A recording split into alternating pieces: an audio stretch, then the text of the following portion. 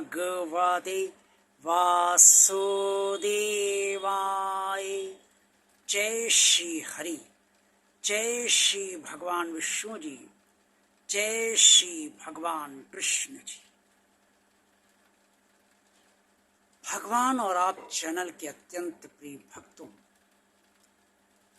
परमात्मा सर्वशक्तिमान है और परमात्मा अंतर्यामी है।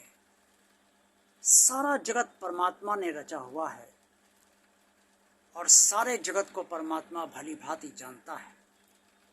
हमको आपको वो भली भांति जानता है, लेकिन ईश्वर को आज तक हम और आप और अन्य कोई भी पूरी तरह से समझ नहीं पाया है और ना कोई समझ पाएगा। ऐसा क्यों है? इस बात को समझाया है भगवान श्री कृष्ण ने अर्जुन को, और कुरुक्षेत्र के मैदान में भगवान श्री कृष्ण ने अर्जुन से इस बारे में जो कुछ भी सब कहा है वो श्रीमद् भगवद गीता के अध्याय 9 श्लोक 4 से 6 तक में स्पष्ट तौर पर वर्णित है। आज के वीडियो में मैं आपको यही बताऊंगा कि क्यों हम सब अब तक भगवान को पूरी तरह से नहीं समझ पाए हैं और ना कभी समझ पाएंगे। क्या कारण है? अध्याय 9 के श्लोक 4 में भगवान श्री कृष्ण ने अर्जुन से स्पष्ट तौर पर कहा है कि परमात्मा से सारा जगत बना हुआ है। सारा जगत परमात्मा ने ही बनाया है। जगत का निर्माण परमात्मा ने ही किया है।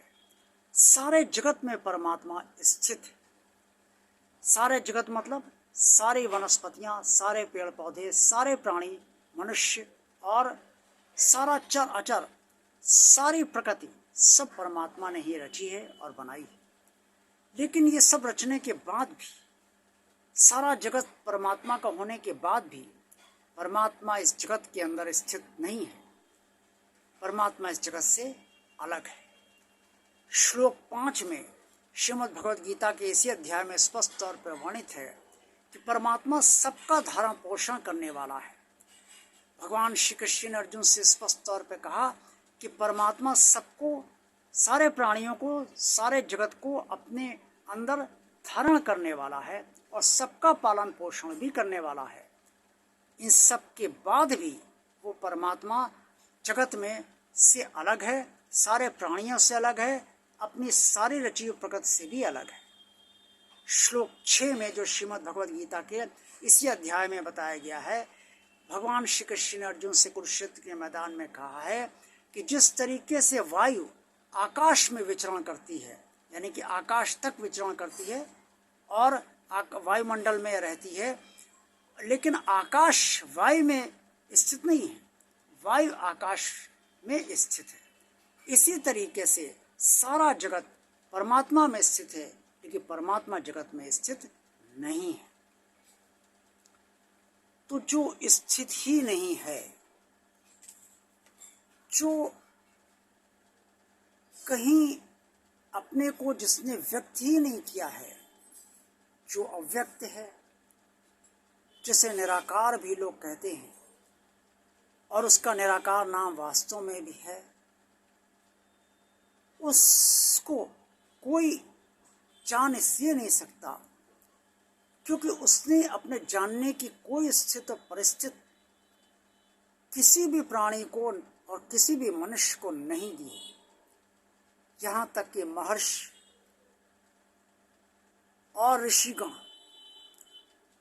यहाँ तक कि देवर्षि नारद भी उस परमात्मा को समझ पूरी तरीके से नहीं पाए। इसीलिए देवर्षि नारद नारायण से यही कहते हैं, नारायण नारायण, आपकी माया आप ही जानते हैं और आपकी लीला को कोई नहीं समझ सकता। सारी लीला परमात्मा की है और लीलाधारी को कोई नहीं समझ पाया है। भगवान से सारा जगत संचालित हो रहा है और संचालित होता रहेगा। इसी अध्याय में भगवान ने कहा है कि कल्प का जब मैं आरंभ करता हूँ तो उस समय सारी प्रकृति को रचता हूँ, और जब कल्प का मैं अंत करता हूँ तो सारी प्रकृति को मैं अपने में समेट लेता हूँ।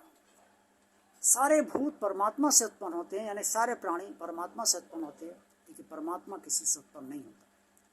तो अब आप ही बताइए, और हम सबको ये सोचना ही चाहिए कि जिसके जो चिंतन से परे है, जो विचारों से परे है, जो बुद्धि से परे है, जो मन से परे है, जो हृदय से परे है, जो आत्मा देता है लेकिन आत्मा लेता नहीं किसी की, आत्मा देता है लेकिन स्वयं वो आत्मा नहीं लेता, क्योंकि परमात्मा है, वो तो आत्मा दे रहा है, कोई उसको आत्मा नहीं दे सकता। तो जो सबका पालन पोषण करने वाला है, सबका स्वामी है, लेकिन वो उसका स्वामी कोई नहीं है, इससे उसे कोई नहीं जानता है और कोई उसे जान भी नहीं पाएगा। आज के वीडियो में बस इतना ही। आज का वीडियो पसंद आया है तो लाइक कीजिए, भगवान और आप चैनल को सब्सक्राइब कीजिए। जिन श्रद्धालु भक्तों ने अभी तक सब्सक्राइब नहीं किया है वो इसे भगवान का कार्य मान कर इसे सब्सक्राइब अवश्य कर दें। इस चैनल को ज़्यादा से ज़्यादा लोगों को शेयर कीजिए ताकि आप सबकी तरह अन्य लोग भी इस चैनल से लाभान्वित होते रहें। और इस चैनल को और कमेंट्स बॉक्स में आप सब जो कुछ भी कहना चाहें वो अवश्य कहिए। आप सबका दिन शुभ हो और आप सबका कल्याण। ओम नमो भगवते वासुदेवाय। जय श्री हरि, जय श्री भगवान विष्णु जी, जय श्री भगवान कृष्ण जी।